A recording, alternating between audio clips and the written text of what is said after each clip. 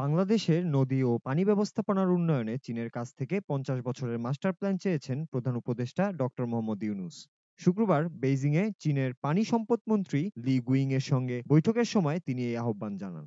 প্রধান উপদেষ্টার press wing থেকে জানানো হয়েছে, শত শত নদী বেষ্টিত বাংলাদেশের টেকসই পানি ব্যবস্থার জন্য চীনের সহযোগিতা প্রয়োজন।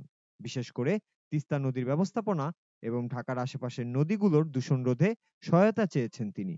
প্রধান উপদেষ্টা বলেন, চীন পানি ও বন্যা ব্যবস্থাপনায় যে সাফল্য দেখিয়েছে তা বাংলাদেশের জন্য শিক্ষণীয় হতে পারে। তিনি আরো বলেন, বাংলাদেশ একটি বদ্বীপ, যেখানে শত শত নদী প্রবাহিত। পানি আমাদের জন্য আশীর্বাদ, তবে কখনো কখনো এটি চ্যালেঞ্জও হয়ে ওঠে। বাড়তি জনসংখ্যার কারণে পানি দূষণ ও ব্যবস্থাপনার বিষয়টি এখন আরো গুরুত্বপূর্ণ হয়ে উঠেছে। চীনা মন্ত্রী লি গুইং বাংলাদেশকে প্রযুক্তিগত সহায়তা ও অভিজ্ঞতা বিনিময়ের প্রতিশ্রুতি দিয়েছেন। তিনি বলেন, পানি ব্যবস্থাপনা শুধু বাংলাদেশের নয়, চীনের জন্য গুরুত্বপূর্ণ।